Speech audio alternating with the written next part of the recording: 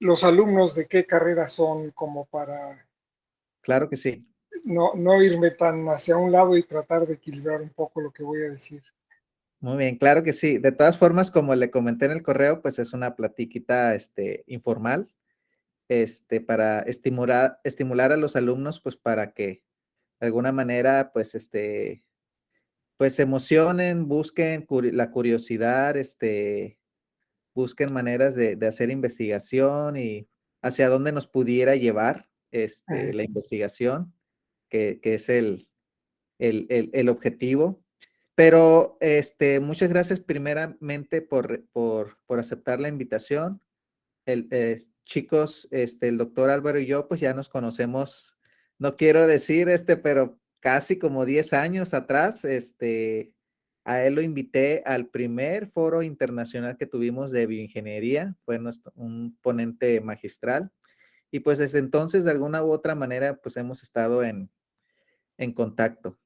Entonces, pues principalmente el público que está ahorita presente es estudiantes de bioingeniería.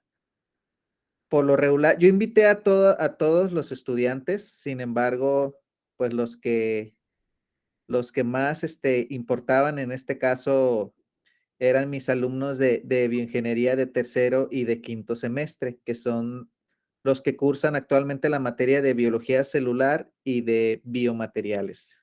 Muy bien. Esos son los que son de tercero y quinto semestre. La mayoría son de la carrera de bioingeniería. De todas maneras, hice invitación, abierta. Yo estoy comprometido con la difusión de la ciencia, entonces por lo regular trato de que este tipo de cosas lleguen a más personas, ¿no? Entonces, pero inicialmente pues está enfocado a estos dos alumnos, ya que tratamos en la universidad ahorita está esforzándose por buscar la manera de internacionalizarlos, internacionalizar nuestros cursos. Entonces, pues, qué mejor manera de, pues, escuchar de usted que usted de alguna manera tiene experiencia en esto de la internacionalización. Es decir, pues, ya ha viajado mucho y aparte, pues, está en contacto con diferentes alumnos mexicanos o canadienses, ¿no? O sea, usted conoce personas de diferentes culturas y pues a lo mejor nosotros, y yo le platicaba esto mucho a unos compañeros, a unos alumnos, precisamente les comentaba que a veces los mexicanos usualmente vemos a otros países de primer mundo y ya automáticamente decimos que son superiores a nosotros en muchos sentidos. Y en realidad, pues no siento que sea así, pues, o sea, pero el mexicano de alguna manera sí somos, pues si a mí me llegan dos currículums, uno de un canadiense y uno de un mexicano, casi estoy pensando en el canadiense sin ni siquiera conocerlos, pues o sea, como que nos predisponemos de alguna manera etiquetar cosas, pero usted y yo sabemos que no es así, o sea, hay mucho talento en todo el mundo, independientemente de qué país sea uno.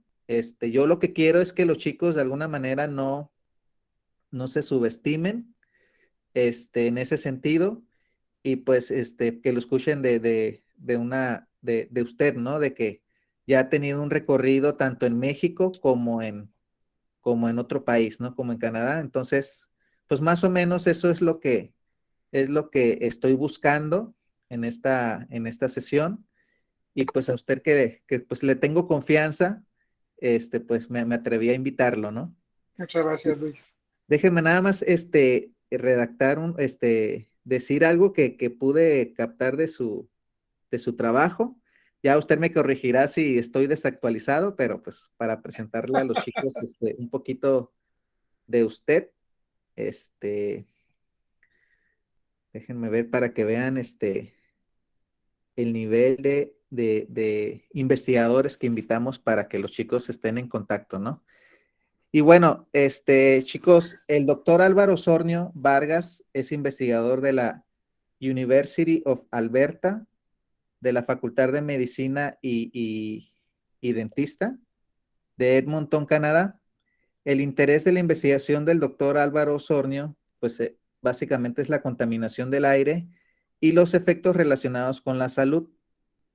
Se ha centrado en los efectos del material particulado a nivel experimental, particularmente. Y pues el doctor pues tiene, hasta lo que yo chequé, tiene más de 249 publicaciones con más de 3,700 citas a sus trabajos, incluido pues 6 libros para niños sobre educación sanitaria. Pues el doctor pues ha trabajado en el Instituto Nacional de Cáncer en México y ha trabajado también en el Consejo como asesor de la Comisión de Cooperación Ambiental en Salud Ambiental Infantil. También ha estado o se incorporó al Departamento de Pediatría de la Universidad de Alberta y pues actualmente está trabajando en un proyecto de mapeo, a lo mejor ya lo terminó, de la distribución de enfermedades infantiles y contaminantes industriales del aire en Canadá.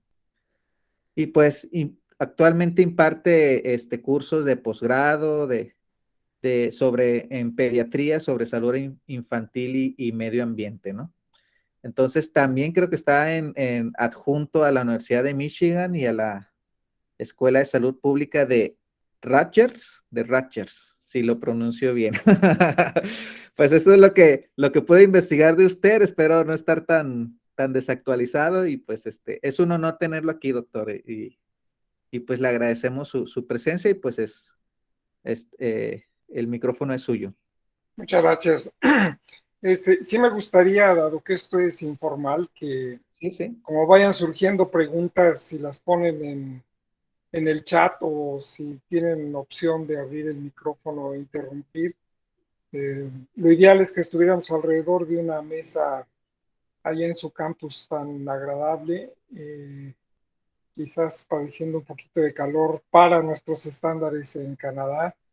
La foto que tengo de fondo es del verano, no quise ponerles lo que estábamos viendo ahorita porque todo está blanco, lo verde está blanco, pero bueno, ojalá logre estimularlos como para que hagan preguntas.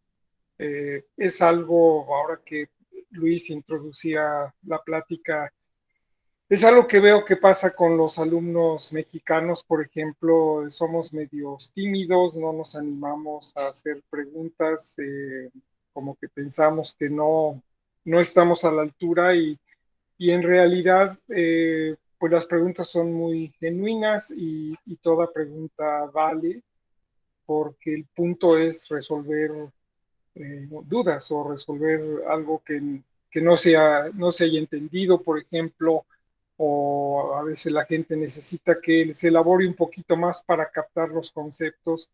Entonces, ojalá esto los motive un poquito. Creo que la semana pasada di una plática similar en la Universidad de Zacatecas o para la Universidad de Zacatecas, porque la vi desde acá. Y una de las preguntas que se me quedó es si nosotros estábamos o estamos a un nivel competitivo similar a lo que pasa en otras partes del mundo. Y es una pregunta muy simple, pero a la vez muy compleja. Si analizamos a los individuos, a los científicos mexicanos, desde luego que somos competitivos, pero cuando analizamos nuestras condiciones de trabajo, eso nos roba la competitividad porque no tenemos los recursos, no tenemos la organización, no tenemos el equipo a veces para que ganemos la visibilidad que se requiere tener en cuestiones de investigación y académicas. Entonces hay que trabajarle no nada más a invertir en que un investigador se desarrolle como investigador, pero de alguna manera tenemos que tener una estrategia para que nuestras instituciones se fortalezcan, algo que veo en lo que sigo a la distancia de lo que Luis y su universidad está tratando de hacer. Ya verán durante la plática que tengo otras relaciones con la Universidad de Baja California, pero estamos competitivos. A veces se me ocurre hacer la analogía de por qué jugadores mexicanos de fútbol, que es algo que la mayor parte de nosotros entendemos, juegan o no juegan en ligas más competitivas fuera del mundo. Es que no tenemos capacidad o no tenemos la mentalidad o no tenemos la disciplina, pero o no tenemos los contactos, no tenemos el equipo de promotores que venden a ese jugador y lo hacen atractivo a clubes internacionales que tienen más poder adquisitivo o a ligas que son más competitivas que la nuestra. Y eso también influye. Si yo estoy en una liga menos competitiva, pues no saco todo lo que tengo porque me conformo, porque me siento la estrella del equipo y no paso de ahí. Entonces, como les decía, es algo muy complejo. Capacidad y entrenamiento creo que tenemos.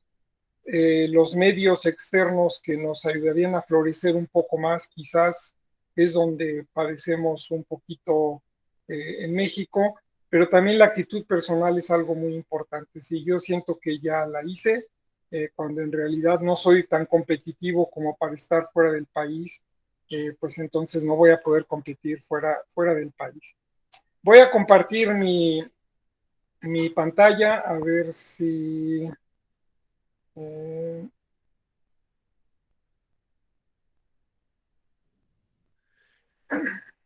Y creo que con fotos la historia se vuelve un poco más amena. E insisto, por favor, interrumpan, aunque no voy a poder ver quien levante la mano. Entonces, Luis, te voy a pedir que me eches la mano si alguien tiene una pregunta, por favor.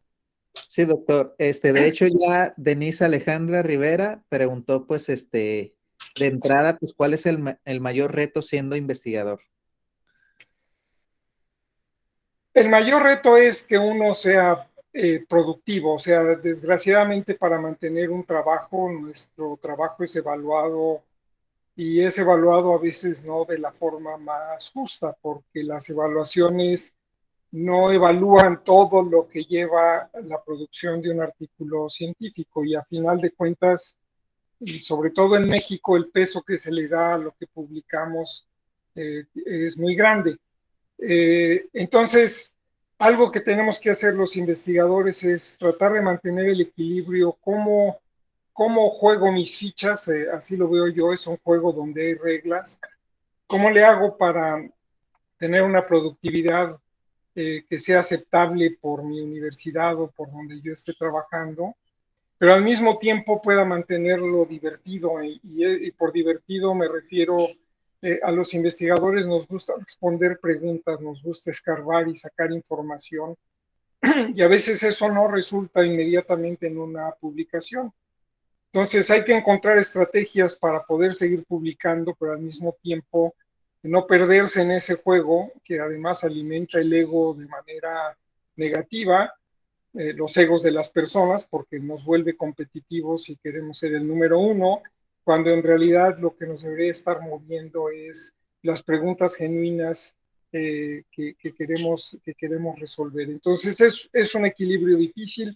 Espero que la plática vaya dando ejemplos de cómo se va creando una carrera académica y si no, con mucho gusto lo volvemos a discutir.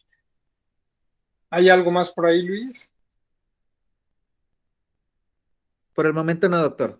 Adelante. Bueno, bueno, eso decidimos llamarlo los caminos de la investigación y es un poco, ya lo dijimos, la pregunta llegó a tiempo porque justo voy a dar un ejemplo de cómo se siguen caminos de la investigación.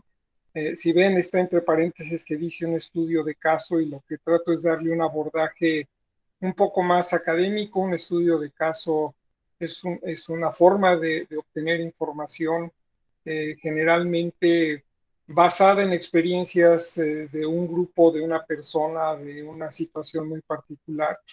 Y la intención de la plática de hoy no es, aunque voy a usar mi trayectoria, la intención no es que se centren en mi trayectoria, sino se centren en una trayectoria que sirve como un estudio de caso o como un ejemplo de la que ustedes pueden aprender y sacar pues alguna experiencia valiosa. Y espero que así sea. Déjenme ponerlos en el contexto, qué cosa investigamos. Investigamos un problema muy complejo que es la contaminación del aire y todavía se vuelve más complejo cuando queremos entender cómo impacta en la salud. La contaminación del aire la caracterizamos en casi todas las ciudades del mundo midiendo un puñado de químicos o de sustancias en el aire que de ninguna manera representan todo lo que hay ahí. Sin embargo, para poder regular y para poder tratar de resolver los problemas, pues se tiene que simplificar. Y entonces vamos a tener partículas que son estas PM10 o PM2.5. Ese es el contaminante que más hemos estudiado en mis grupos de investigación, pero existen otros, como es el ozono, como es el monóxido de carbono, el dióxido de azufre, dióxido de nitrógeno, y más recientemente se están introduciendo algunos otros, como son compuestos volátiles orgánicos, que a veces se manifiestan nada más como un grupo, o se pueden ver cosas más individuales, como podría ser formaldehído, por ejemplo. Se está empujando a que monitoreemos y que la gente se entere de los niveles de dióxido de carbono por su relevancia en cambio climático. Pero como ven en la diapositiva, hay muchos compuestos que están en el aire que hacen que a veces se oscurezca de esta manera. Me imagino que en Tijuana de repente tienen días así. Tal vez les siga llegando las noticias de lo que pasa del otro lado de la frontera, porque pues, Los Ángeles ha sido un lugar, un estudio de caso de contaminación ambiental que ha permeado a todo el mundo.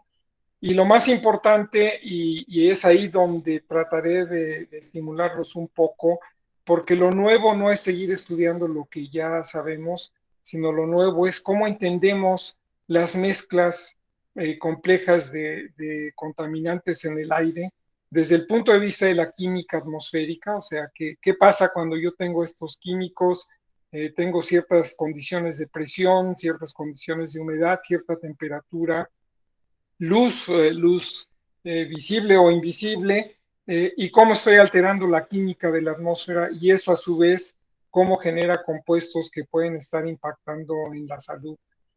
Los problemas van desde cómo monitoreamos, cómo medimos esas sustancias. Utilizo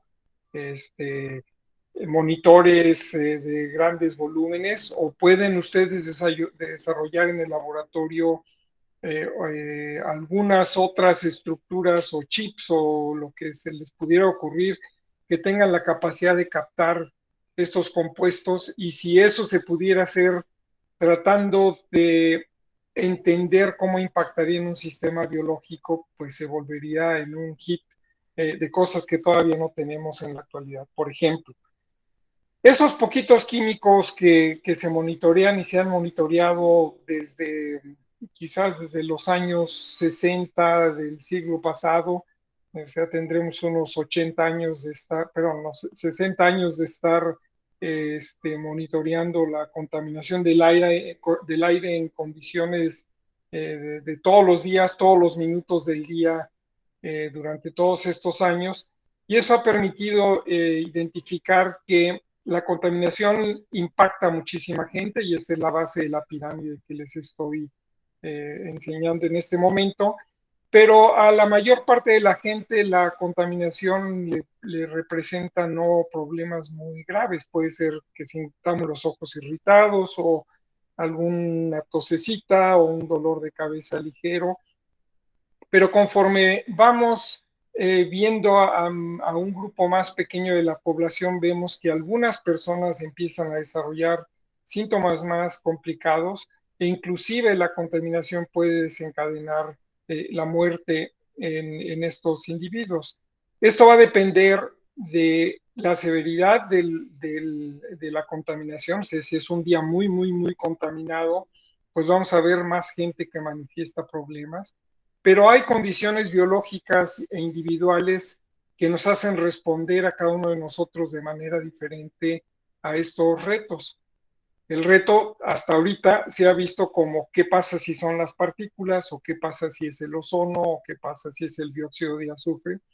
Y el reto que tenemos enfrente es qué pasa si son todos juntos, y no solo eso, sino donde también probablemente están participando los productos de reacciones químicas que no estamos midiendo, y que eso va a impactar el tiempo va a impactar en el efecto dependiendo del tiempo de exposición, la concentración de los contaminantes, condiciones climáticas, el tiempo del día, porque la química atmosférica depende de temperatura, depende de humedad, depende de presión, depende de luz ultravioleta, por ejemplo.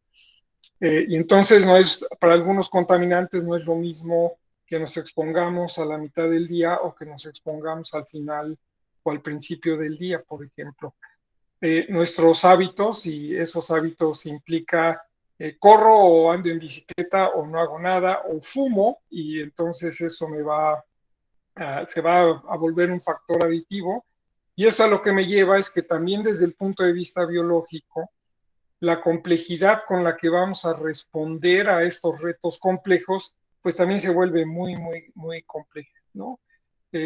Otras variables como la edad o si yo tengo una enfermedad preexistente, si soy asmático, por ejemplo, la contaminación va a hacer que se agrave o pueda tener un ataque de asma que es difícil de controlar en un momento del día.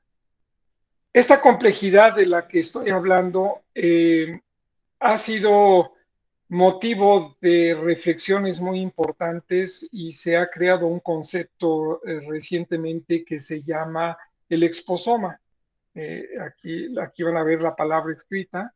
Y este exposoma surgió como un término o un concepto que se oponía o trataba de atraer nuestra atención a un concepto que a principios de los años 2000 o al principio de este siglo tenía que ver con el hecho de que habíamos identificado el genoma.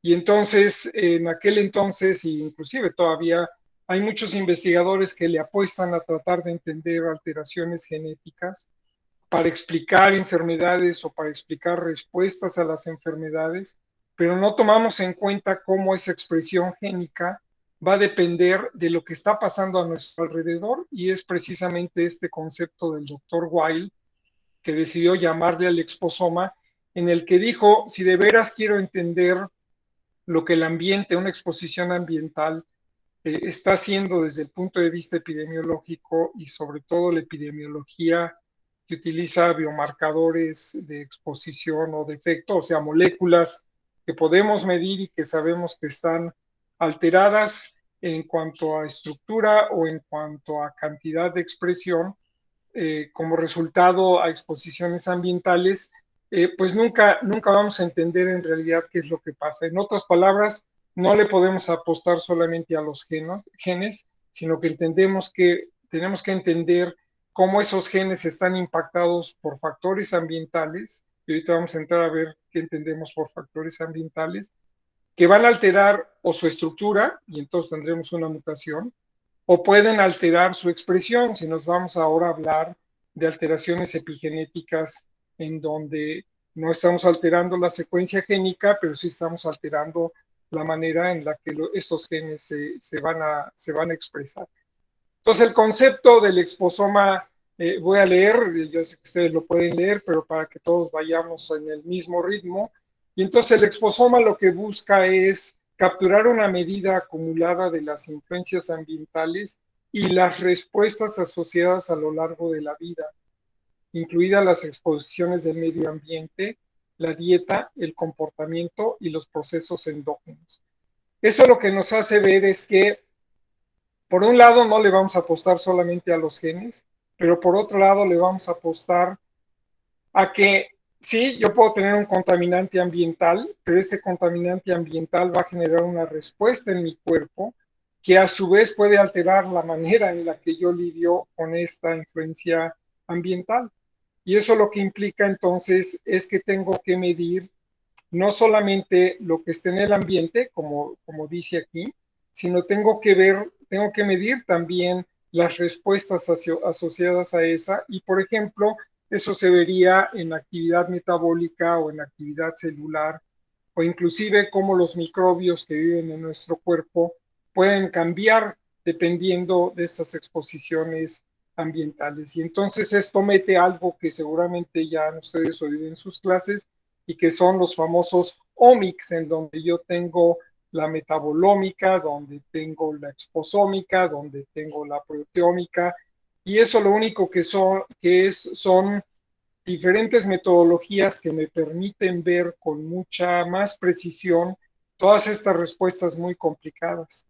Pero como ven, si yo meto los omics, si además tengo que tomar en cuenta la actividad física de un individuo, si tengo que tomar en cuenta lo que come y si dentro de lo que come está comiendo tóxicos, por ejemplo, agroquímicos en verduras y frutas, y además no solo eso, sino los contaminantes que hay en el ambiente, que pueden ser químicos o biológicos, y cómo esto altera mi expresión génica o mis mecanismos de defensa, o yo voy a generar hormonas para responder a una situación de estrés.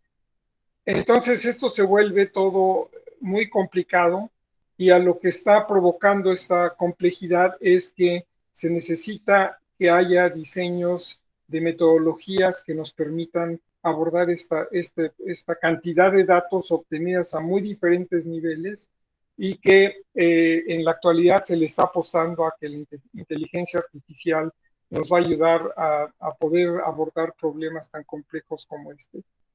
Si lo vemos desde otra manera, este exposoma que en realidad lo que nos dice es, tengo que entender lo que está fuera en el ambiente, tengo que entender cómo el cuerpo lo incorpora y cómo respondemos a eso, pero también tengo que entender el comportamiento de la gente y tengo que entender lo que la gente come y dentro del comportamiento podemos incluir fuma o no fuma, come o no come bien, pero por otro lado tiene un ambiente social que le permite enfrentar situaciones de estrés o situaciones o acceso, por ejemplo, a alimentación adecuada.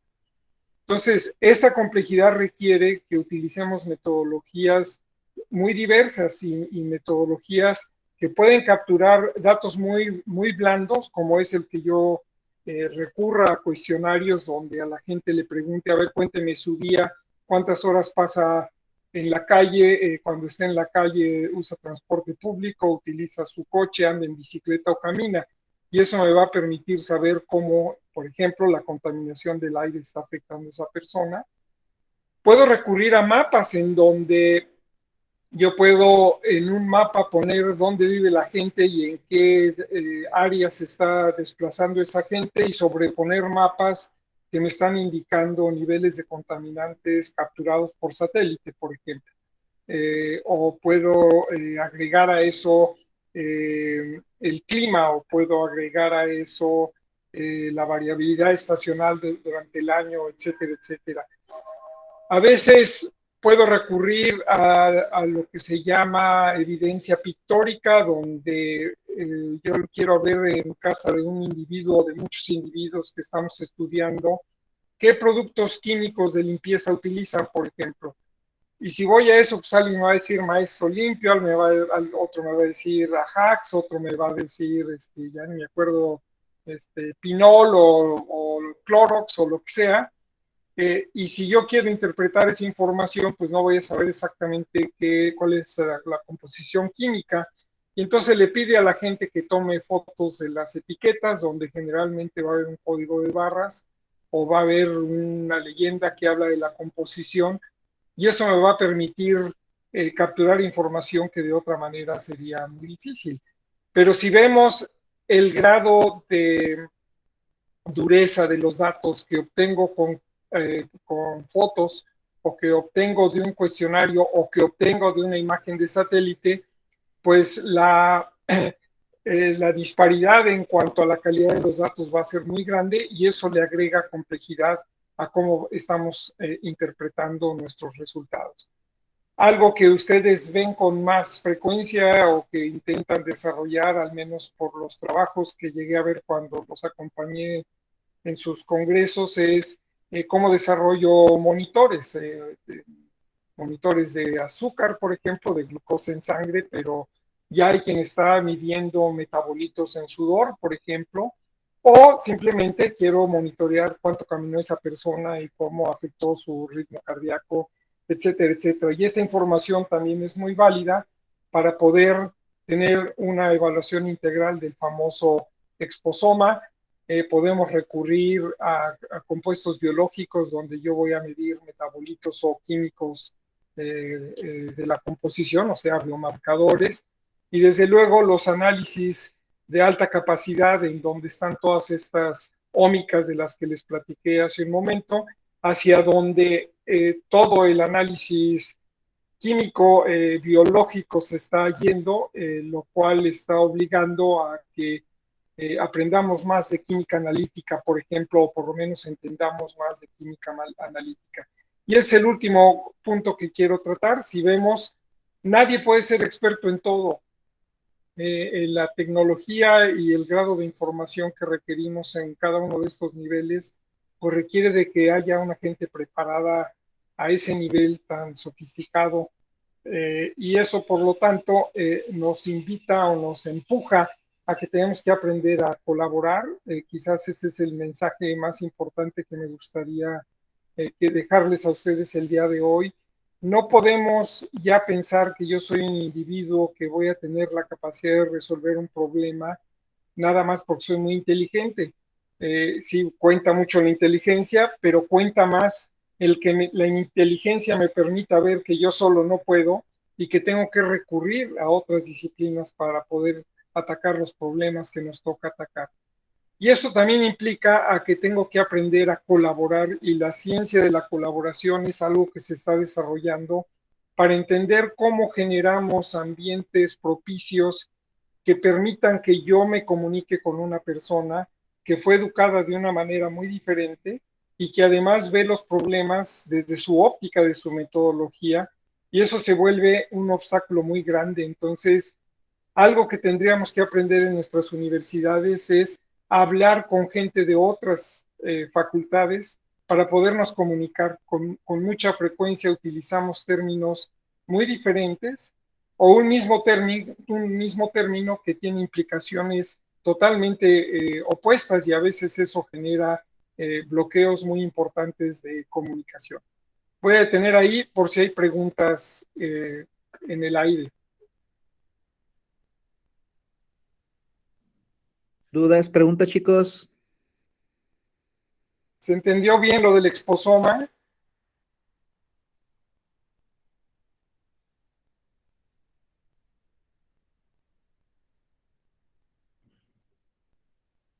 Bueno, duda. Dice Megan que sí. muy Dice, bien. ya que están contestando varios chicos, dicen que sí, sí, doctor, sí, sí, todo claro, sí, doctor, que sí. Muy bien.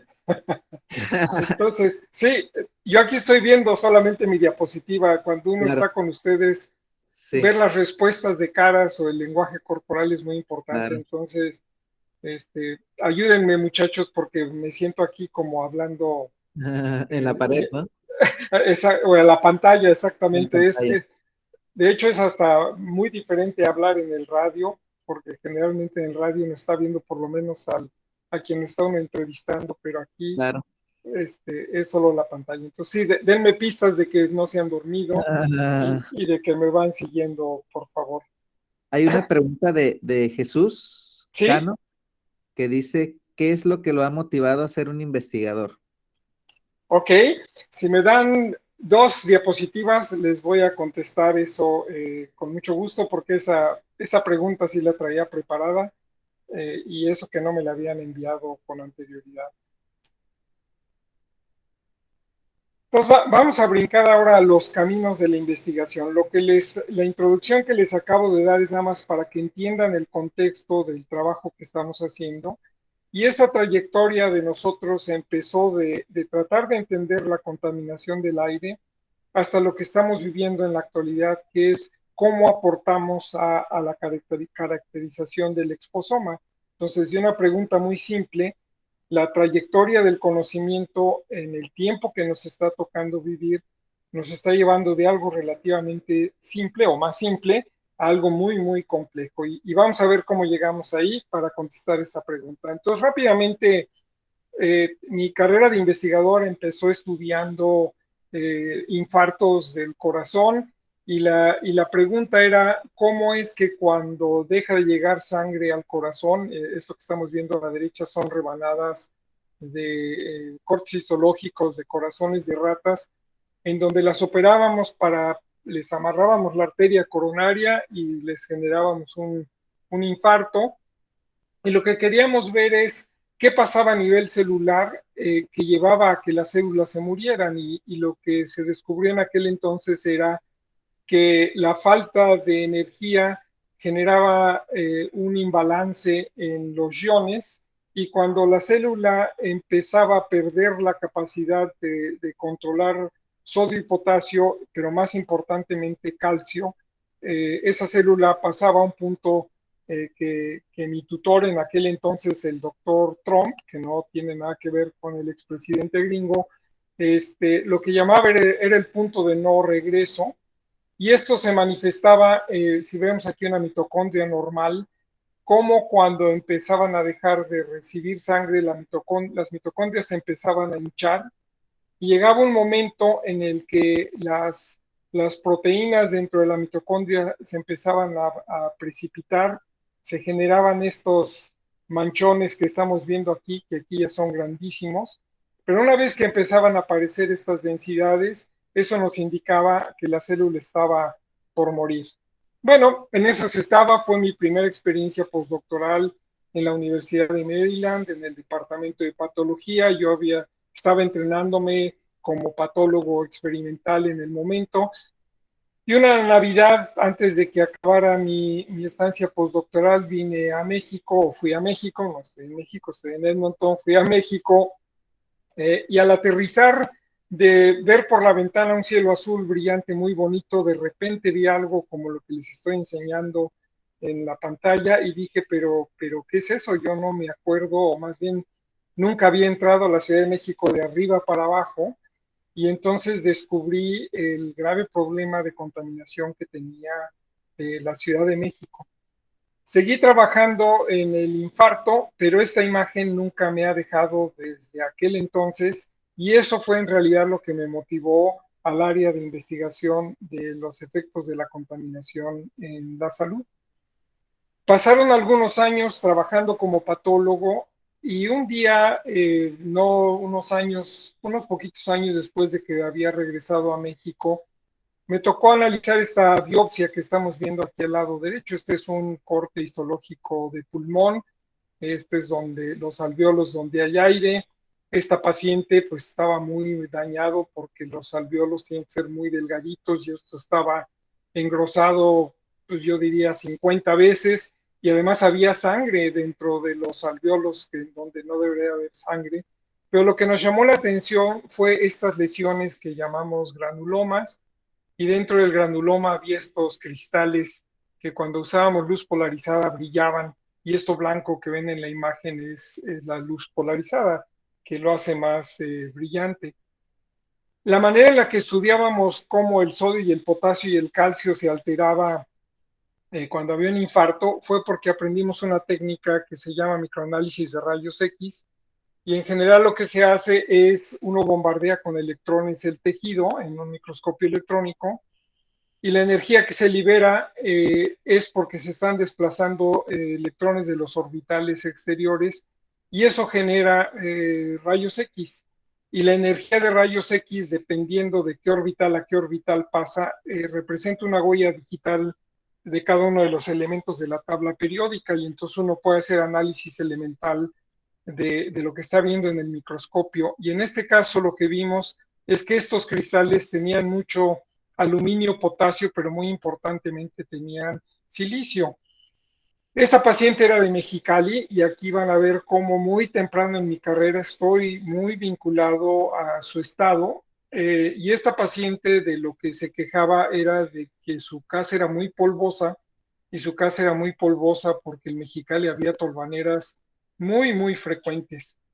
Entonces reportamos el caso. Este fue un estudio de caso, en aquel entonces en la revista del Instituto Nacional de Nutrición, simplemente reportando y haciendo ver que esta paciente tenía un problema pulmonar porque había polvos ambientales y polvos inorgánicos. Y ahí nos empezamos a clavar en el estudio de las partículas, entendiendo que sí, la contaminación podía provocar daños muy importantes al pulmón. Y no solo eso, sino que la paciente, los familiares de la paciente nos llevaron kilos de polvo de su casa.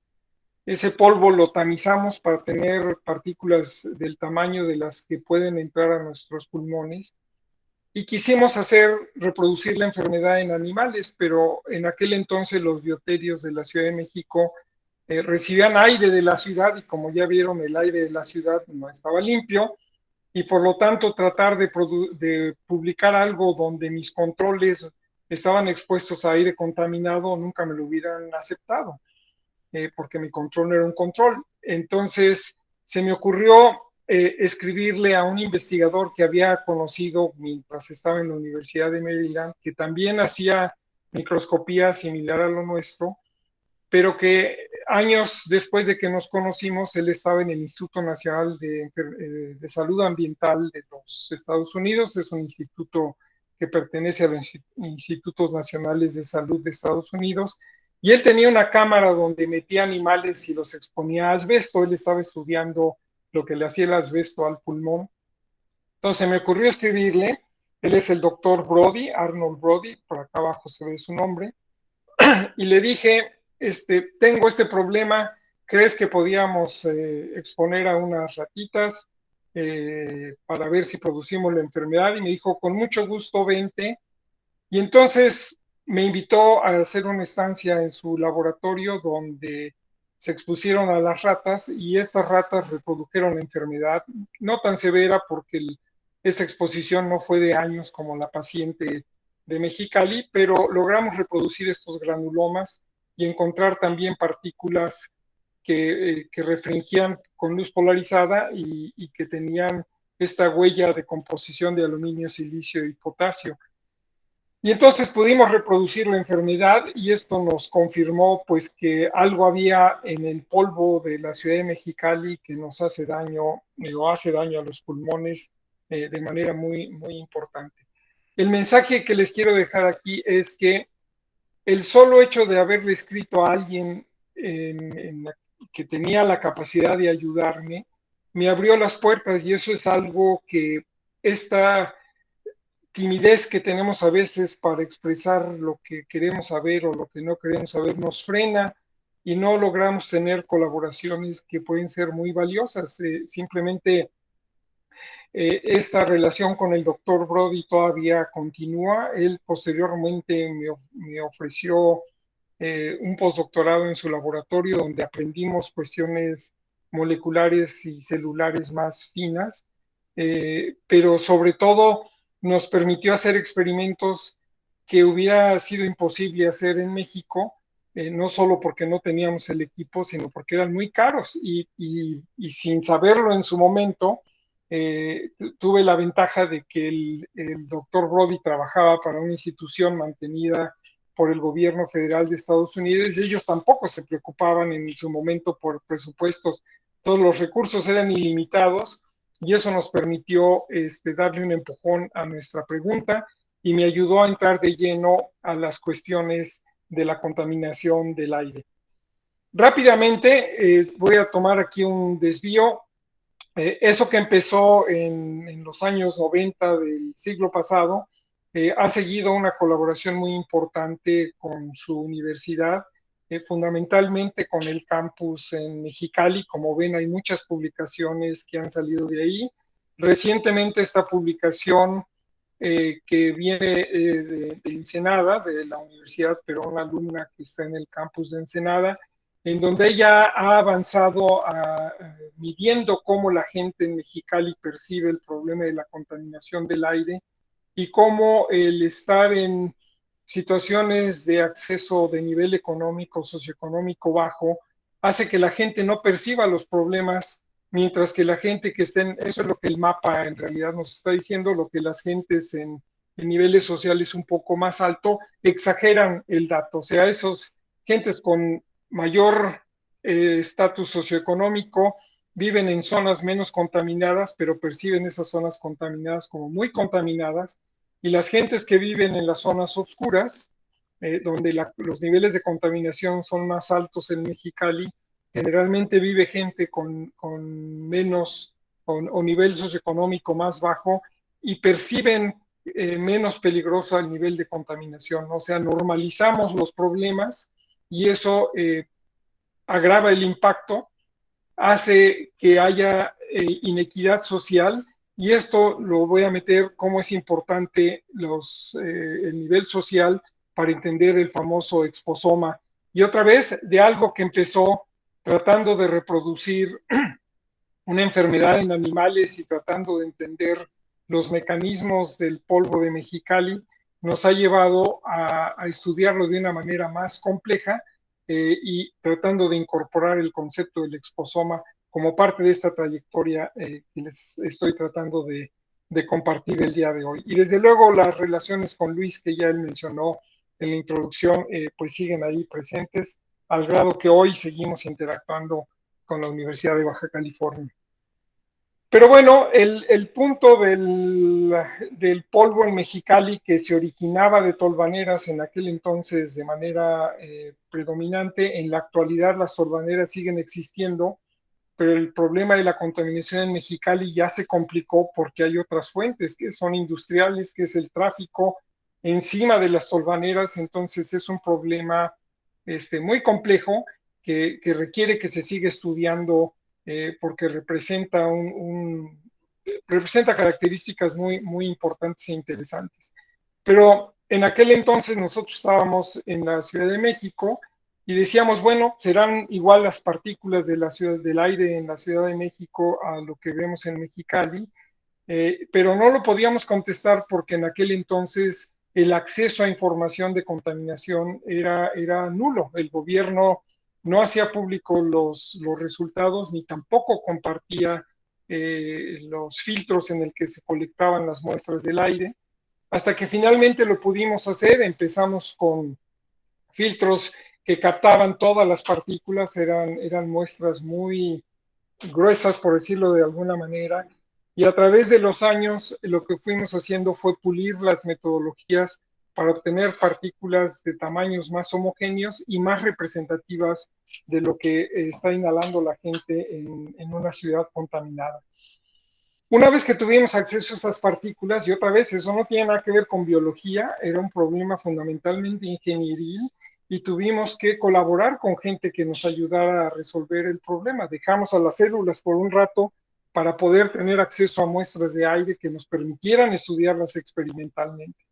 Una vez que logramos hacer eso, nos concentramos en ver qué pasaba en la Ciudad de México, y la Ciudad de México era muy claro que la zona norte de la ciudad, la zona industrial de la ciudad, tenía niveles de contaminación mucho más altas que la zona residencial en el sur y cerca de las montañas. El sur de la Ciudad de México tiene las montañas más altas y más próximas, y entonces había un gradiente de concentración. Y en su momento dijimos, ese gradiente de concentración se manifestará en su toxicidad, y esa fue la pregunta, una pregunta muy simple, pero que requería de que tuviéramos muestras en las 3 zonas de la ciudad y tuviéramos acceso a los sistemas biológicos para hacer esas preguntas. La respuesta fue, pues cada zona de la ciudad, y eso lo vemos en el cuadro de acá arriba, simplemente si ven norte, centro y sur de la ciudad, y nada más sin entrar en detalles ven dónde hay más rojos, dónde hay más anaranjados y amarillos, pues vemos que la respuesta es diferente. Y entonces la toxicidad que generaban las partículas del norte era diferente a las del centro y diferentes a las del sur. Esto lo publicamos, este trabajo es el trabajo más citado que hasta la actualidad tenemos, y eso fue porque metimos en la ecuación del conocimiento que no solo era importante la concentración, sino que la composición era muy importante, y en realidad quien nos hizo pensar en la composición fue el caso de Mexicali, porque ahí era muy claro que esas partículas que tenían aluminio, silicio y potasio estaban generando un problema pulmonar muy diferente a lo que estábamos viendo en la Ciudad de México. De ahí a lo que pasamos fue, perdón, un paréntesis, generalmente cuando hacemos investigación en el laboratorio o con animales, dado lo costoso y lo difícil es que a veces nos contestamos con repetir los experimentos 3 veces, sobre todo cuando trabajamos con células, y eso le llamamos un triplicado. Cuando trabajamos con animales, podemos ir, inclusive los revisores ahora están pidiendo que haya por lo menos 6 animales. Sin embargo, cuando presentábamos esto con los epidemiólogos, y este trabajo nos abrió la puerta a hablar con epidemiólogos, porque esta diferencia en la toxicidad generaba preguntas epidemiológicas muy importantes. O sea, vemos las mismas enfermedades en los 3 sitios diferentes de la ciudad o no. Y entonces nos criticaban, pero bueno, su valor estadístico es pobre porque solamente tienen triplicados. Y esa pregunta se nos quedó en la cabeza por mucho tiempo, hasta que finalmente una colaboración con la Universidad de Michigan, en donde se obtuvieron recursos de los Institutos Nacionales de Salud para hacer un estudio de cómo la contaminación impactaba en que hubiera partos prematuros en la Ciudad de México. Pudimos obtener, pudimos obtener muchas muestras, no nomás 3, pero ya teníamos muy bien establecido nuestro sistema de monitoreo, podíamos recolectar partículas en concentraciones de miligramos, que es lo que se necesita, y eso es lo que ven aquí, son frasquitos que tienen partículas de 3 zonas de la ciudad. Colectamos partículas grandes y chicas, PM10 y PM2.5, en 2 temporadas, que son la temporada seca y fría en la Ciudad de México y la temporada de lluvias. Pudimos hacer composición elemental de las partículas, caracterizamos 9 hidrocarburos y un contaminante biológico, que son las endotoxinas, y medimos la producción de citocinas como para ver qué tan inflamatorias eran estas partículas o proinflamatorias eran estas partículas. Y teniendo toda esta cantidad de información, recurrimos a análisis estadístico más complicado, que no es lo que normalmente se hace en investigación biológica, como para tratar de ver cómo la composición, si la composición de las partículas la podíamos agrupar en menos grupos, en lugar de lidiar con casi 30 compuestos o constituyentes de las partículas, y luego hicimos correlaciones con la respuesta. Y esto lo que nos llevó fue identificar que efectivamente, cuando las partículas tenían un porcentaje más alto de hidrocarburos, la cantidad, que es lo que estamos viendo acá, la cantidad de factor de necrosis tumoral, que es una citocina que provoca inflamación, era más baja. Y cuando tenían menos hidrocarburos, el potencial inflamatorio de las partículas era mucho más alto. Y esto otra vez lo que nos hacía ver es que era la composición de las partículas determina cómo van a responder las células, y la gran pregunta que no hemos podido responder es si eso va a determinar el tipo de enfermedad que vamos a ver en una ciudad, o que vamos a ver en una estación del año, o que vamos a ver en un sitio de la ciudad, y eso forma parte de las preguntas sobre las cuales tenemos que seguir trabajando. En el Inter trabajé como parte de un comité con la Comisión de Cooperación Ambiental. Esta Comisión de Cooperación Ambiental todavía existe. En aquel entonces se creó para abordar problemas ambientales relacionados con el Tratado de Libre Comercio, que ahora ya se llama de otra manera, pero esto sigue funcionando. Y en aquel entonces lo que decidimos fue centrarnos en los niños y promover el impacto de la contaminación en los niños, porque uno es la parte como sociedad invertimos, pero por otro lado, si protegíamos a los niños, que son más susceptibles, automáticamente íbamos a proteger a la población adulta. Y eso me abrió el camino para que años después, si se fijan, este trabajo terminó en el 2006, pero eso me dio la visibilidad en el exterior, y gracias a ese trabajo me volví visible en Canadá, y por eso es que en la actualidad estoy en Canadá. Y voy a parar nada más con esta última idea. Cuando llegué a Canadá, porque esto tiene que ver con lo que dijo Luis, que no sabía si seguíamos mapeando dónde había contaminación y enfermedad de los niños, la respuesta es sí, porque también es un problema muy, muy complicado. Y cuando llegamos ahí decíamos, uno se asoma a la ventana y ve el cielo y pues nada que ver con lo que veíamos en la Ciudad de México o en Mexicali. Y inclusive la gente nos preguntaba, la gente local, de veras aquí en Canadá tenemos problemas de contaminación muy graves. y nuestra intuición nos decía sí, pero no se ve. Y cuando vimos qué había alrededor, este mapa es la provincia donde estoy viviendo ahorita, aquí está la ciudad de Edmonton, donde estoy ahora, pero cada punto rojo representa un complejo industrial. Y ese complejo industrial, que son cerca de 6,000 industrias, fundamentalmente relacionadas con la industria petroquímica, emiten a la atmósfera toneladas de 136 sustancias diferentes. Y entonces lo que dijimos es cómo estas emisiones, que son tantos químicos, podrán estar impactando de alguna manera. Y tratamos de aunar este problema con otro problema que es en esta provincia, es la provincia donde hay más partos prematuros en todo Canadá. Y la pregunta era, ¿tendrán algo que ver estos químicos? Y eso a lo que nos llevó fue a colaborar con nuestros compañeros en la Facultad de Ciencias, Ciencias Computacionales.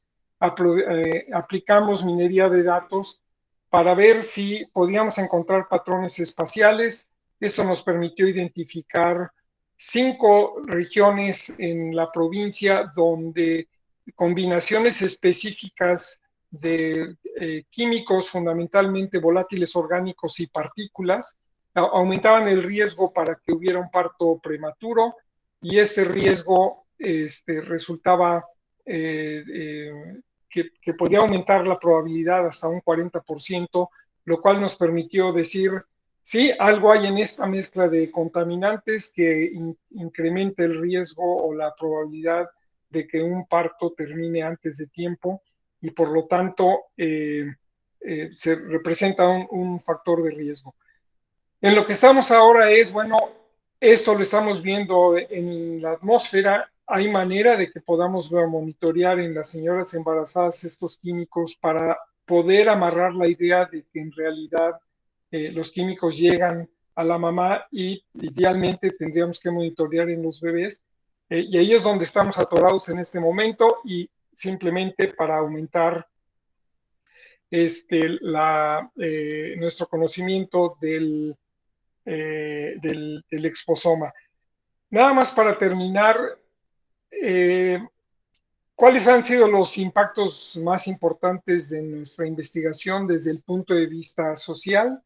Mucho de lo que hicimos en México, hablando de diferencias por región en la toxicidad, se utilizó para disminuir los niveles permisibles de contaminantes PM10 o de partículas PM10 en la Ciudad de México. O sea, tuvo un impacto en la norma de calidad del aire muy importante. Inclusive nuestro trabajo también fue utilizado para la norma de Estados Unidos.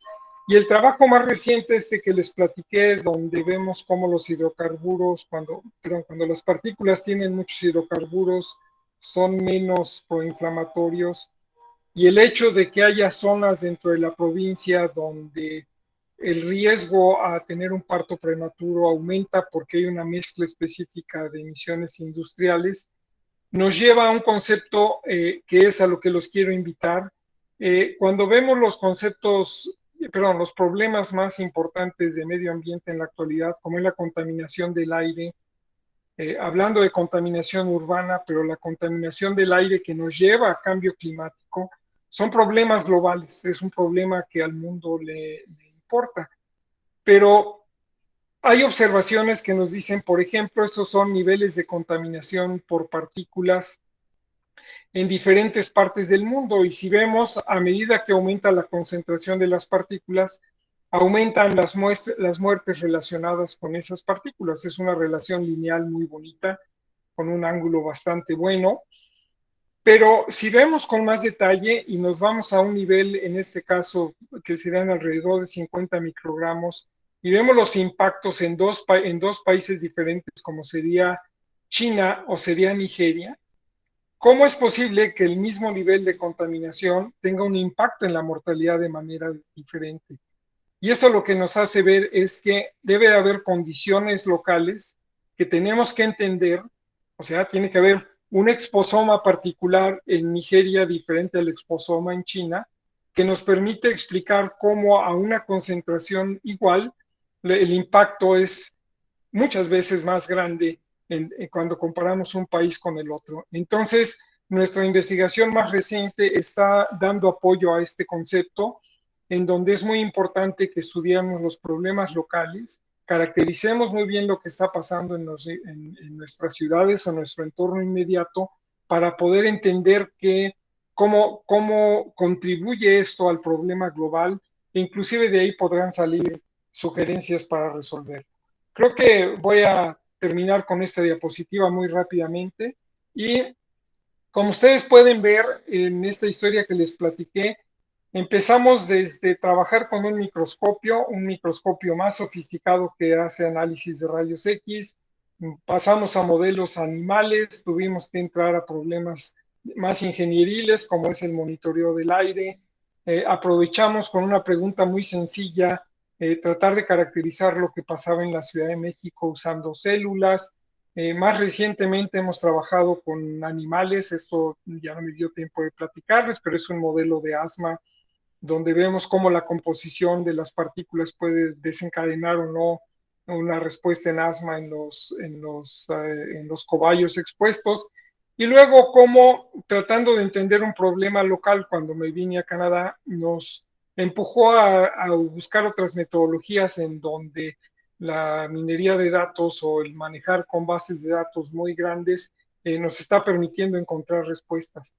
Entonces, hemos recorrido muchas disciplinas, hemos recorrido muchas metodologías, pero lo más importante, el mensaje que les quiero dejar es, nunca debemos de perder de vista el problema que nos está motivando a este estudio. O sea, los invito a que no se constriñan a su metodología, a que busquen colaboraciones para poder abordar un problema que ustedes consideran importante y que se ha vuelto el motor para el desarrollo de su carrera profesional. Y voy a parar ahí para ver si tenemos preguntas. Muy interesante, doctor. Pues sí, creo que nos da una idea de cómo fue evolucionando la investigación que ha estado realizando, las preguntas que se hizo y cómo de alguna manera ha llegado hasta donde está, ¿no? Sí tenemos varias preguntas de los estudiantes. Muy bien.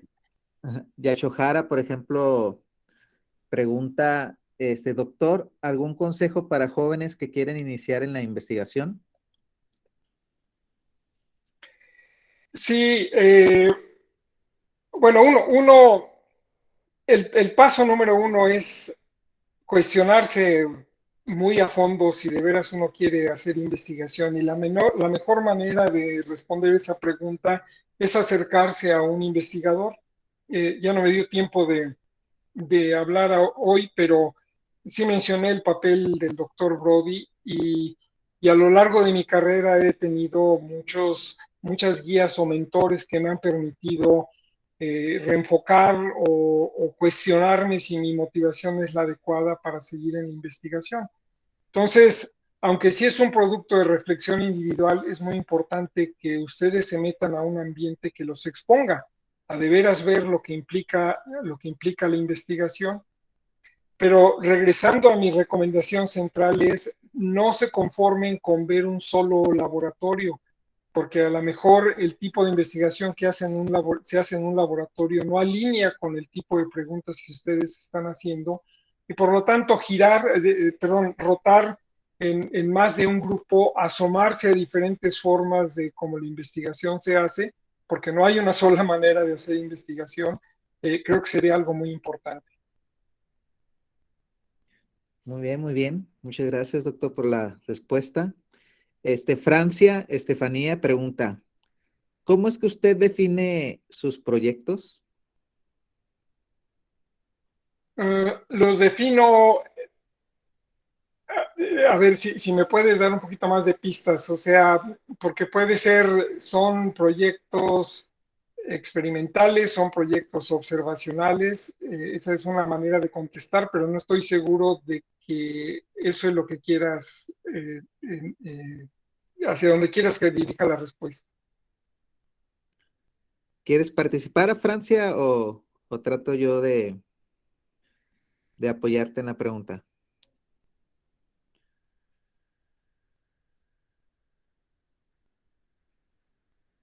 yo creo que Francia se refiere por ejemplo, bueno, usted se dedica a evaluar la contaminación, ¿no?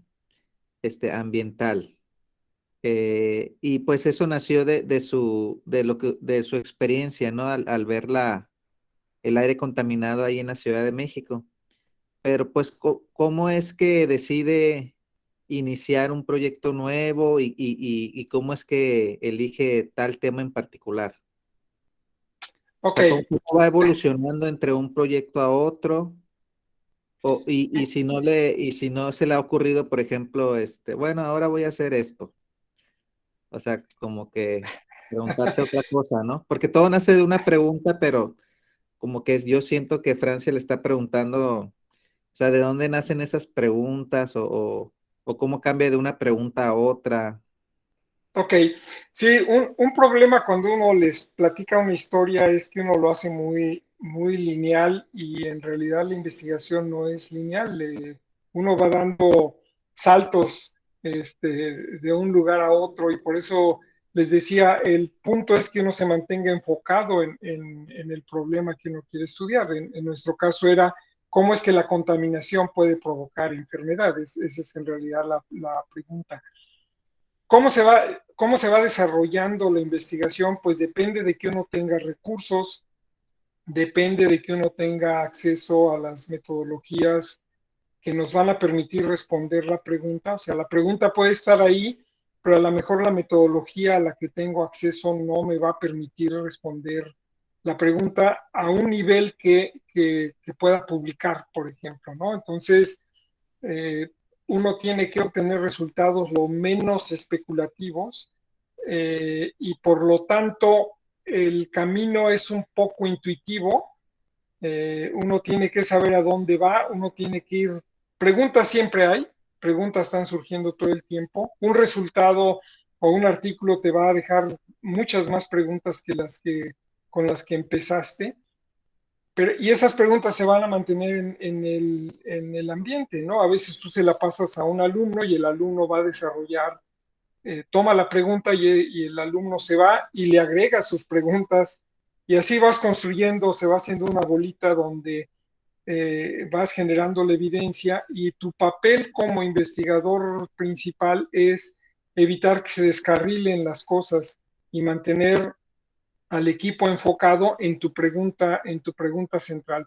Pero es un camino no lineal, es un camino donde la experiencia y la intuición te va diciendo hacia dónde vas, o a veces la realidad te pone en tu lugar, tú piensas que estás respondiendo una pregunta muy importante y nomás no puedes publicar tus resultados porque tus pares académicos no le ven la originalidad o no le ven la contundencia a los resultados que uno quiere. Entonces, es un poco como vivir, ¿no? No hay una receta que podamos seguir. Espero que esto te ayude un poquito, Francia. Dice Francia que pues a eso se refería, ¿no? A lo que explicamos más a detalle que sí, ¿no? Otra pregunta de Mario Zúñiga dice, muy buenos días, tengo una pregunta un tanto alejado del tema aquí expuesto, sin embargo quiero aprovechar la larga trayectoria y experiencia de usted, doctor, para responder las dos siguientes preguntas. ¿Cómo se retribuye económicamente a un investigador y de qué manera uno puede crecer laboralmente como investigador? Muy bien, la estructura académica de los investigadores es una estructura muy piramidal, muy bien definida, en donde hay criterios muy claros o a veces un poquito borrosos en algunas instituciones, donde te van diciendo, a ver, si quieres subir a una categoría que te va a pagar más, tienes que haber cumplido estos objetivos o estas metas en tu desarrollo académico. En general, el pago a los investigadores en cualquier parte del mundo es comparativamente más baja que lo que un profesional al mismo nivel ganaría si no fuera investigador. Por ejemplo, un médico acá en Canadá gana más dinero que un investigador médico. En México se reproduce el ejemplo que les estoy poniendo. por ejemplo, lidiando con nuestros colegas en ciencias de la computación, retener investigadores en ciencias de la computación es muy difícil, porque lo que ganan como académicos no tiene nada que ver con lo que ellos ganarían si estuvieran trabajando para la industria. O sea, Google va a pagar muchísimo más que lo que paga la Universidad de Alberta. Entonces, retener alumnos en la academia se vuelve muy difícil. Entonces, en general, comparativamente, un académico va a ganar siempre mucho menos a un profesional, desde luego hablando a niveles de éxito similares, a un profesional exitoso fuera de la academia, y el avance en los salarios va subiendo de acuerdo a una estructura muy definida de, no sé, en su universidad cuáles sean las categorías, pero vas de profesor, por ejemplo, aquí de profesor asistente a profesor asociado, a profesor adjunto y luego pasas a profesor. Y una vez que estás como profesor, dependiendo de tu desempeño, te van subiendo el sueldo cada año. Y esa es la situación acá en Canadá. En México, cuando vine, había categorías. Yo trabajaba para los Institutos Nacionales de Salud y entonces había profesor asociado a ABCDEF y luego profesor, no profesor, investigador, investigador titular desde la A hasta la F también, y cada categoría te va pagando más. Y el avance es dependiendo cuántas publicaciones tienes, cuántos alumnos has entrenado, si has dado pláticas que te han invitado en el extranjero, etcétera, etcétera. Entonces es un proceso muy demandante. Al principio de la plática les decía, uno tiene que aprender a jugar con eso para que no se le quite lo divertido, saber que tienes que cumplir con ciertos mínimos para poder tener un sustento decente y al mismo tiempo abstraerte de eso para poder dedicar tu trabajo como investigador a la parte más divertida, que es contestar preguntas. Muy bien, sumándole a la pregunta de Mario, como de manera general, doctor, ¿usted qué diría? ¿Sí vale la pena económicamente ser investigador o no? O sea, ya nos dijo que los profesionistas equivalentes a lo que somos, ¿no? Por ejemplo, yo soy biólogo o químico biólogo, pues a lo mejor ganaría en la industria más que yo, ¿no? Pero económicamente hablando, de manera general, ¿vale la pena dedicarse a eso? O sea, ¿uno puede tener una vida cómoda o no? Al final yo creo que sí, en el trayecto hay momentos en los que es difícil, sobre todo como vayan alineando su desarrollo familiar o su desarrollo personal, ¿no? Si deciden casarse y tener hijos muy temprano en su carrera, seguramente va a ser cuesta arriba porque los salarios cuando uno va empezando son difíciles. Y eso va a generalmente coincidir con nuestra etapa para reproducirnos, ¿no? Muchos alumnos van a empezar a tener hijos cuando todavía no han acabado algunos su doctorado. Entonces, eso genera retos muy importantes, pero al final de la carrera creo que sí se puede llegar a tener un nivel de vida adecuado, no de lujos, pero ahí es donde entra la motivación del individuo, ¿no? Si hay quien prefiere tener la libertad de poder tratar de contestar preguntas, la academia ofrece, abre puertas para conocer a gente en muchas partes del mundo, abría las puertas para viajar, ahora no tanto, pero seguro eso va a cambiar también una vez que tengamos a la pandemia más bajo control. Muy bien, muy bien. Este, Alondra pregunta, ¿se le ha presentado algún obstáculo que le frene de hacer alguna de sus múltiples investigaciones?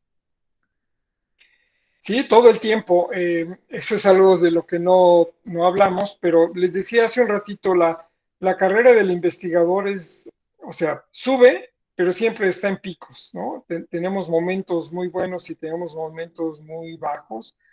Mucho de eso depende de que uno tenga financiamiento.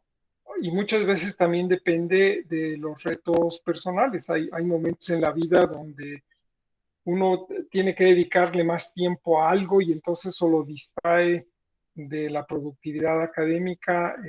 Se enfrenta uno mucho a la frustración, o sea, el, yo diría que el recibir una negativa a una petición que hace un investigador es la respuesta más frecuente, como es solicitar fondos, como es tratar de publicar un artículo, como es que lo promuevan a uno cuando uno lo quiere promover. O sea, uno se tiene que enfrentar al no con mucha frecuencia. Es, insisto, la respuesta más frecuente a la que uno se va a enfrentar.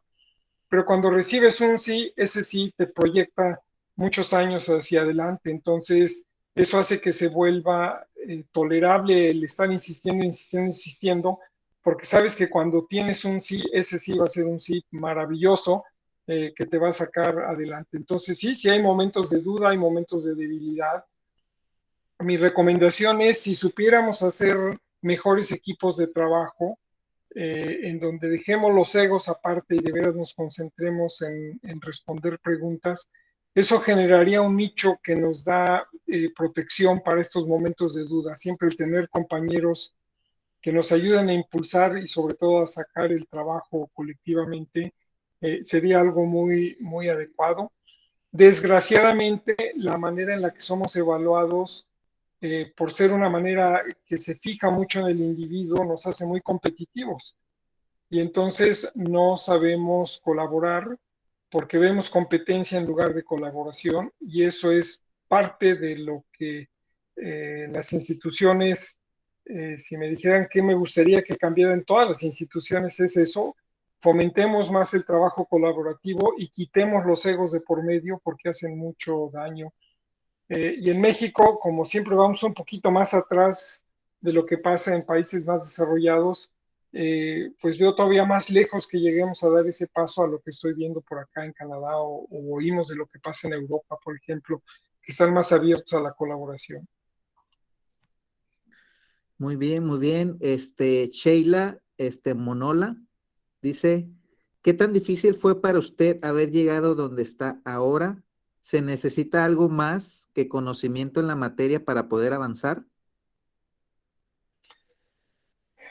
Sí, yo creo que se necesita tener una personalidad especial, no hay una personalidad única. Si ustedes me preguntan de todos, he tenido seis profesores que han sido mis guías más cercanas y ninguno de los seis tiene una personalidad similar a la mía. Lo único que nos hace el factor común, denominador común, es la pasión por la investigación, ¿no? Pero pues cada quien vive vidas con estilos de vida muy diferentes a la mía. Entonces sí, la personalidad es muy importante y quizás el punto central de esa personalidad es sentir pasión por la investigación y desde luego rodearse de apoyos que sean importantes. O sea, la pareja es algo muy importante, tiene que estar alineada con la pasión de uno, si no, eh, pues va a haber discrepancias muy importantes hacia dónde se quiere llevar a la familia, por ejemplo, ¿no? Hay etapas cuando los niños son chicos o adolescentes en donde te demanda más como papá y te distrae de tus actividades de investigación. Pero bueno, esos son retos comunes a muchas otras profesiones. La tolerancia a la negativa y la necesidad de perseverar es algo muy importante. Y algo que yo agregaría pensando en ustedes a futuro, hay que aprender a ser humildes. Yo sí insisto, si seguimos perpetuando el premiar al que consideramos que es el mejor y le subimos el ego y los hacemos sentir que son estrellas, eso creo que a la larga está minando la manera de resolver problemas tan complejos como es abordar las exposiciones ambientales desde el punto de vista del exposoma. Muy bien, pues creo que esas son todas las preguntas y pues sí, qué bueno que mencione eso, doctor. Yo creo que creo lo mismo que usted, que uno de los mayores problemas en la investigación, supongo que en el mundo es el que nos sentimos que estamos compitiendo y si yo tengo más artículos, soy mejor y hay muchas herramientas que nos miden, que se la llevan midiéndonos, entonces, como dice usted, es fácil perderse en el ego, oh, mira, he hecho todo esto y tú no, y etc., etc. Es algo que es fácil caer. Este, la mayoría de los que nos dedicamos a la investigación nos gusta resolver problemas, nos gusta hacer cosas diferentes. Es lo que yo les menciono a los chicos que me preguntan cuando platico con ellos, me preguntan y yo les digo, pues porque soy investigador, o sea, la diferencia entre trabajar en una empresa y la diferencia de trabajar como investigador, ¿no? Entonces, creo que creo que estamos en el mismo canal, pero pues usted toca algo muy importante, la humildad que debe tener uno, porque pues al fin y al cabo todos somos personas inteligentes, o sea, los chicos que están aquí en este momento, pues no hubieran llegado aquí si no hubieran pasado un montón de exámenes y un montón de bloqueos también, porque yo tengo sobrinos y tengo personas pues que les dio flojera estudiar o les dio flojera esforzarse o no tuvo las herramientas para poderse esforzar, ¿no? Bueno, Ujú. si se esfuerza uno, o sea, como que a uno le toca mayores retos que a otros, ¿no? Pero al fin y al cabo, a veces el que nace en una cuna más holgada, de todas maneras, tiene retos, ¿no? Y pues retos diferentes, todos tenemos retos diferentes, pero al fin y al cabo, tenemos detalles. Algo importante es que lo que sí quiero dejarle claro a los chicos es que este camino no es fácil. No creo que el doctor esté en desacuerdo conmigo de que este camino uno lo hace más por amor. A veces el dinero es algo secundario. Claro que bienvenido que me paguen más, pero pues pero más que nada yo no he conocido un investigador que le brillen los ojitos de que voy a ganar mucho dinero. Por lo regular lo hacemos, les digo, por amor a la investigación. Yo soy feliz y yo sé que el doctor Álvaro también ha sido feliz dedicándonos a esto, independientemente de la economía. Y pues sí, sí es un camino muy, muy difícil para tomarse en cuenta. Y pues lo que le comentó a usted a Yashohara sobre hacerse esa pregunta de que si realmente es lo que me gusta, porque si deciden serlo, pues como les digo, pues es mejor no ver atrás y dedicarse a eso. Y pues un buen consejo es acercarse a personas que realmente están haciendo investigación y ya ustedes ven si les gusta o no. Eduardo dice, es interesante ese punto sobre la forma en la que nos miramos y cómo perjudica nuestra relación con los compañeros. Así es, ¿no? Sumando a estos comentarios que enfatiza mucho el doctor Álvaro sobre la humildad y que en vez de competir, pues ¿por qué no trabajamos juntos, no? O sea, si tú te dedicas a lo mismo que yo, algo parecido que yo, en vez de, yo voy a publicar primero que tú, pues es mejor invitarse y a ver qué podemos hacer juntos, ¿no? Entonces, es una manera de pensar que espero que las nuevas generaciones, o sea, ustedes, cambien esa cultura que tenemos los investigadores. No sé, en Canadá, doctor, es muy diferente el ambiente laboral que acá en México, usted que ha estado en los dos lugares. O también hay ese sentir de competencia, de que yo voy primero que tú, así. O sea, eso existe porque además culturalmente es una cultura muy individualista. Acá las gentes son yo y yo y yo y yo, pero al mismo tiempo entre los jóvenes la cultura de la colaboración está creciendo. O sea, se ve que estamos viviendo un cambio muy importante y más bien son las culturas más, perdón, los investigadores más establecidos los que quieren perpetuar este individualismo donde yo voy primero, yo soy más valioso, yo soy, no lo dicen, pero están diciendo yo soy más inteligente porque tengo tantos premios o porque he publicado tanto número de artículos, etcétera, etcétera. Eso existe e insisto, creo que la manera en la que nos introdujimos a la ciencia viendo individuos como Pasteur, por ejemplo, o siempre asociábamos un nombre de un investigador con grandes logros, pero pues eso es de hace casi 200 años y lo que tenemos que empezar a ver ahora es lo que les decía, los problemas nos están obligando a que busquemos colaboración. Voy a aprovechar aquí para contestar algo que no contesté. Creo que yo estoy donde estoy porque he sabido colaborar y ya no me dio tiempo, pero tengo una diapositiva donde están los logos de todas las instituciones con las que he colaborado en mi vida y está bastante llena la diapositiva. Eh, Ah, pues, eh, póngala. lo, que, lo que les platico ahorita tiene que ver, vamos a ver,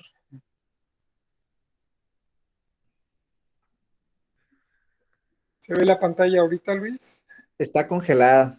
Se quedó congelada en el, donde está la contaminación en la ciudad. Ahí está bueno. Sí, yo también, me preguntan: "Ay, ¿cómo le haces para hacer investigación?". No, pues es que tengo muchos amigos, les digo.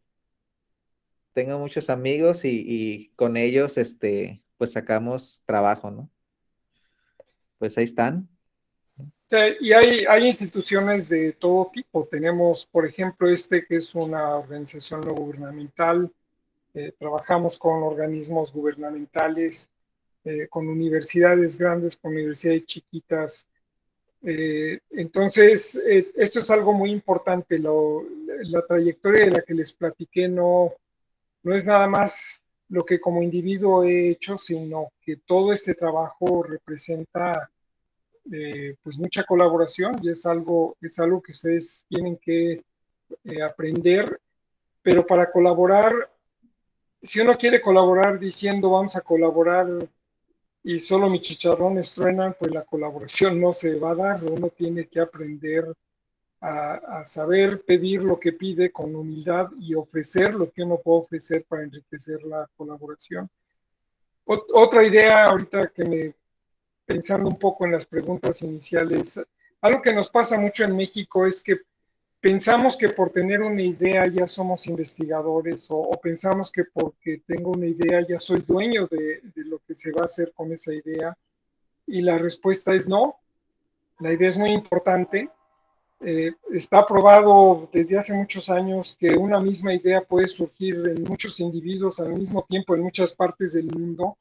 Por lo tanto, apropiarnos de la idea o pelear por una idea, que eso se da mucho en México, donde es que me robaste la idea y tú desarrollaste algo y nomás vienes a robarme las ideas.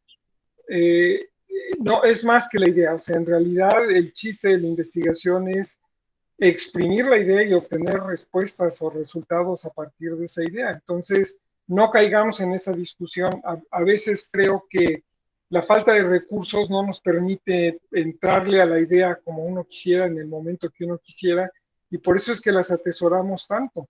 Pero la idea solita no tiene gran valor a menos que la podamos poner o llevar a la práctica haciendo las preguntas o tratando de resolver la pregunta que teníamos con alrededor de esa idea. Y el otro punto, hablando de los egos, esto que les digo de los egos no es algo que nada más se me haya ocurrido a mí, es ahora con relación a ver si tengo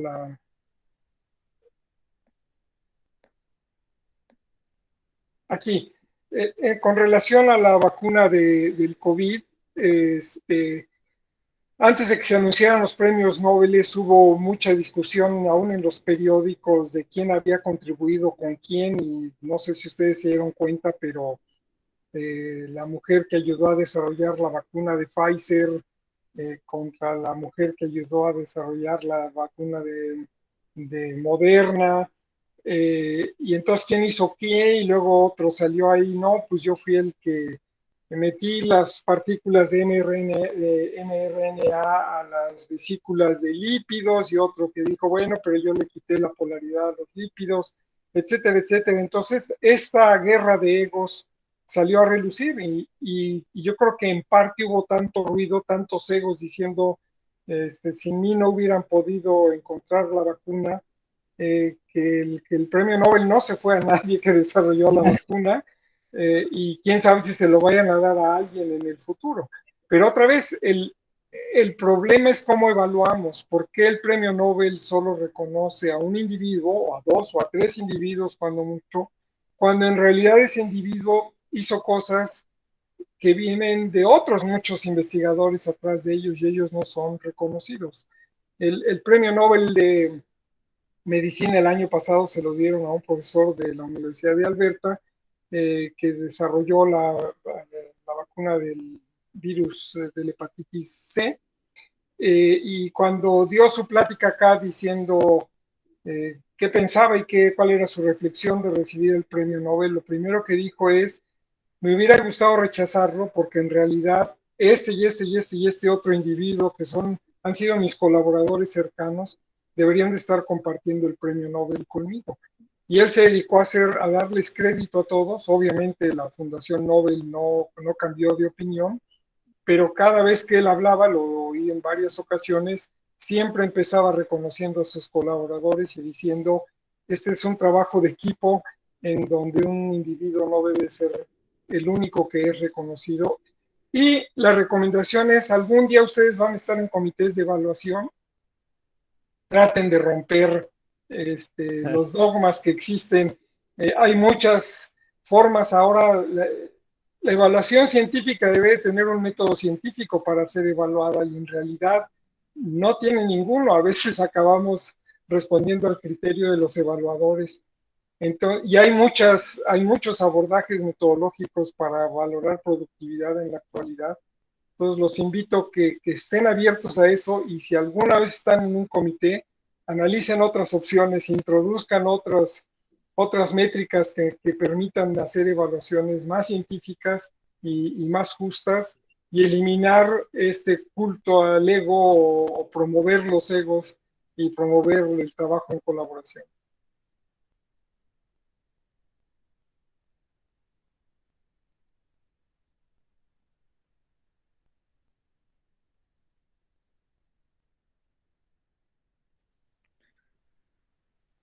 Creo que se me perdió la conexión. Sí, ya, pero ya te vimos, Luis. Ah, no, pues le doy gracias, doctor, le doy gracias por su tiempo y espero que los chicos se les grabe sus últimas palabras sobre estas reflexiones que hemos estado haciendo.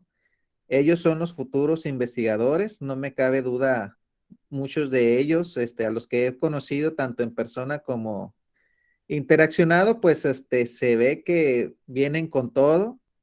Hay un par de chicas ahí que ya me están buscando: profe, ¿qué podemos hacer? O sea, la pandemia no nos ha dejado hacer esto, no nos ha dejado hacer lo otro, pero yo quiero, yo quiero, yo quiero. Y ahí, y ahí me están persiguiendo, y pues me da mucho gusto que es.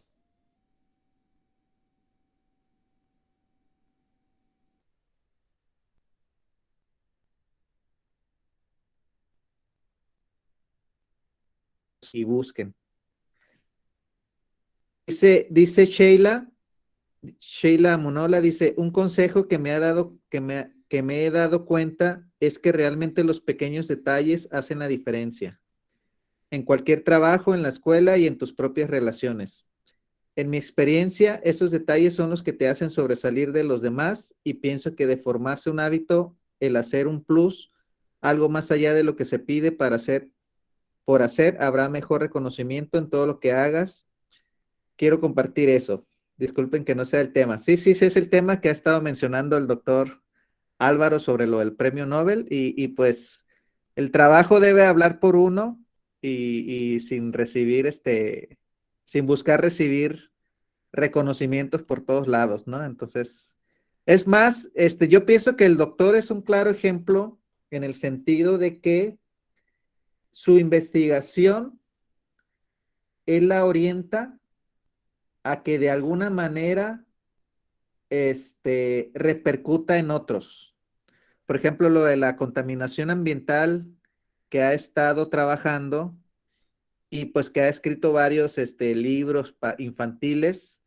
De alguna manera usted, a lo que yo veo de su investigación, usted trata de que trascienda, pues de que no termine en un artículo, en un libro, sino que de alguna manera llegue a la gente. Entonces, eso es algo que también hay que reflexionar, de que a lo que nos vayamos a dedicar en la investigación, buscar la manera de que beneficie a otras personas, ¿no? Es algo importante. Sí, aunque ahí yo sí daría el espacio. Hay investigación que no va a tener una repercusión inmediata, ¿no? Hay investigadores que se clavan tanto en una pregunta que puede ser muy chiquita, pero que a la larga alguien lo va a tomar y va a servir para... Entonces sí tenemos que entender, porque también irnos al otro extremo de que todo tiene que tener aplicabilidad, ese es un reto que tenemos acá en Canadá. Las agencias patrocinadoras quieren que todo lo pensemos como que va a tener una repercusión social, que no está mal hacer el ejercicio, pero tenemos que entender que hay ciencia que no se le ve la aplicabilidad inmediata, ¿no? Es entender procesos, es controlar procesos, y a la larga algo va a repercutir. O sea, volvemos al ejemplo de cómo se desarrollaron las vacunas del COVID.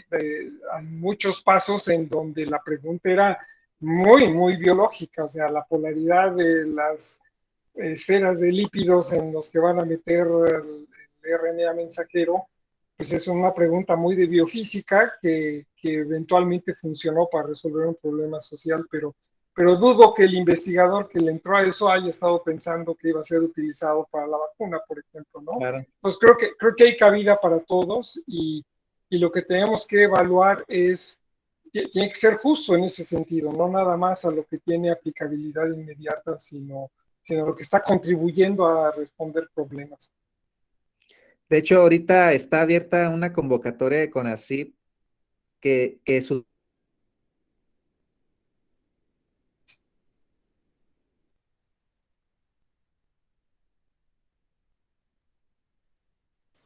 ¿Se le cortó o nada más a mí? Sí, se cortó.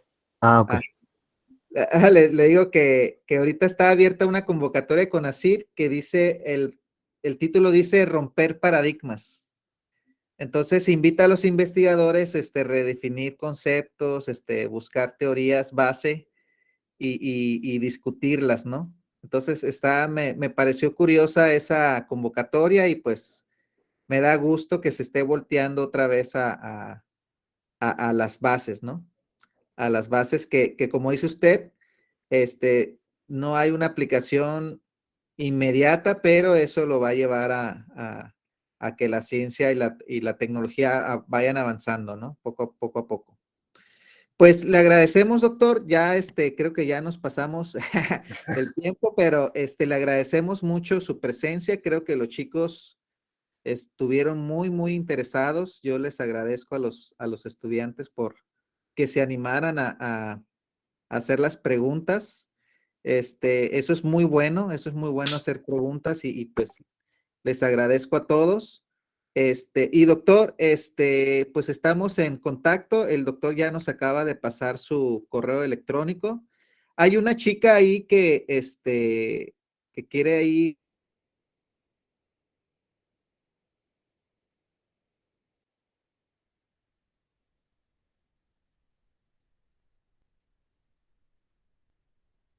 buscan, ya se cortó otra vez. Buscan la manera de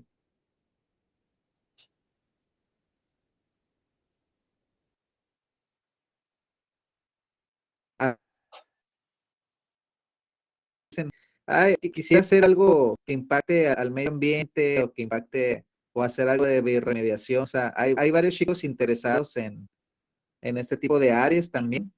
Entonces, pues ahí el doctor les pasó el correo electrónico y pues muchas gracias, doctor Álvaro, por su presencia. Al contrario, Y muchas gracias a pues ustedes.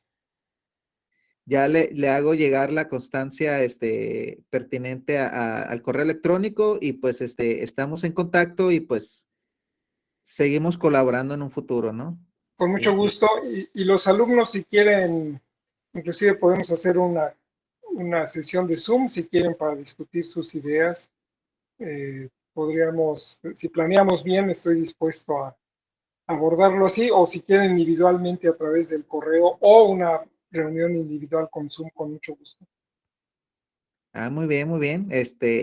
Le tomamos la palabra, ahí les hago una pregunta a los chicos, ahí les hago una encuesta y pues ahí le hacemos llegar el resultado, doctor. Muy bien. Pues muchas gracias y felicidades por los esfuerzos, y jóvenes, a seguir adelante con mucho entusiasmo.